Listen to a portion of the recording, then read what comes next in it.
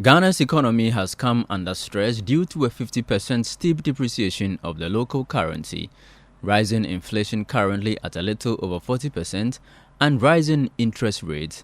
The fall in the value of the cedi has been attributed to excess demand not matched by supply. The bulk oil distribution companies who import crude, an essential commodity in the Ghanaian economy, have been one of the hardest hit as foreign currency, especially the dollar, becomes short in supply. This has resulted in a sharp rise in prices of petrol and diesel and a shortage of premix fuel owing to the inability of the BDCs to fulfill their obligations to their suppliers. To help fix this, the Bank of Ghana is withdrawing forex support to some imports and channel same to the bulk oil distribution companies and other essential goods, and channel same to the BDCs. These imports include rice, poultry, vegetable oil, toothpicks, pasta, fruit juice, bottled water, ceramic tiles, and non-critical goods. The Association of Ghana Industries has lauded the government for the bold step taking and says it is ready to fill the void provided the right conditions are created for local businesses. For a very long time, several years, AGI has been advocating for promotion of production of goods locally. And so if government is taking steps to ensure that local products are receiving the needed attention, it's really a great thing for us in AGI. Because, as you see, the big challenge we're facing now is because we're not patronizing locally made products, and we're relying very heavily on imported products, making the cedi under intense pressure. So if the central bank is going to withdraw support for non-essential commodities, that is good, especially for those products that we have the capacity locally to produce. I can assure you that AGI has capacity to produce most of these products that we import. We have capacity to produce, for example, cooking oil. Yes, I remember the last time we spoke, you mentioned Wilma. Yes. That Wilma has capacity to produce the food. Yes, we can produce cooking oil. We have capacity to produce machetes. We have capacity to produce cables, electric cables. In fact, the qualities are so good. People come from different parts of the world to come and buy our cables. We have capacity to produce things like sanitary pads and all of these.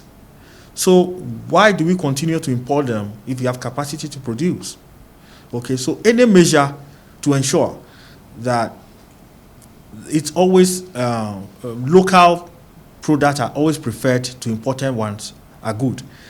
From the traders' perspective, the Ghana Union Traders Association, GUTA, says the move by government, if implemented by the right approach, will help the country gain self-sufficiency. President of GUTA, Joseph Obing, tells Citi News that members of the association are diversifying their trade to take advantage of the new policy. As we all know, we've come to the realization that excessive importation has been the problem of the nation. The perennial depreciation of the cedi have been a problem for all of us.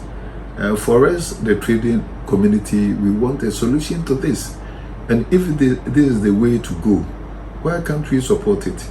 Especially when governments have been able to identify the potential areas that we all also admit that if we make a little more effort, we'll be able to be self-sufficient, consume what we produce here in those items, and even be able to export it.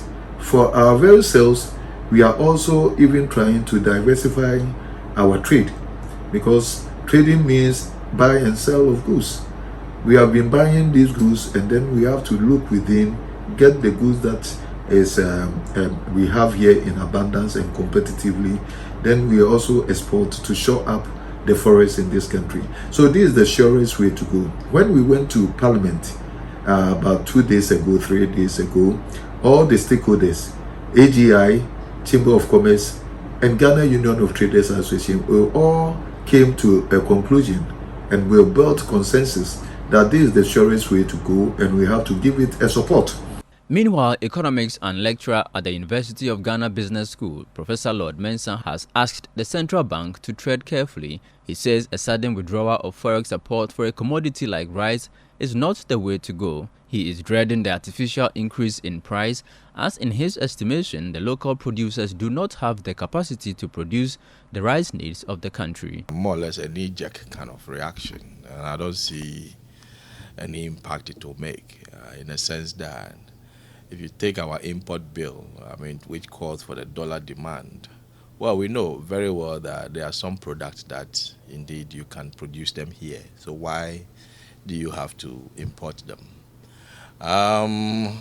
You can't get up overnight to put up a statement like that, because you've not assessed the capacity in-house, the capacity in the country, whether the local farmers will be able to supply, the rice, demand on the market. So usually such policies are supposed to be gradual.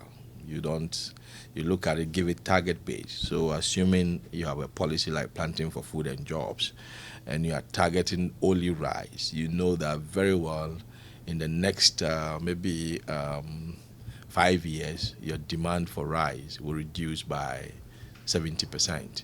So effectively 30% will be only imported, right?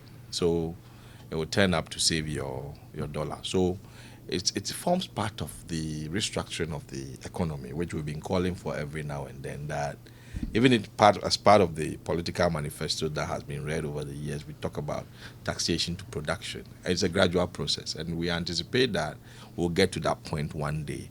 But to get up and say we've stopped importing rice, we stopped giving dollar for importation of rice, importation of poultry, I think it's too harsh. This should have been going by percentages and then giving, okay, fine. We can only accommodate, some few coins dollars for importation up to this level. But we expect that the local farmers will meet up in terms of the demand. For stakeholders in the energy sector, the move is already paying off. Charles Osukumi for Citi News.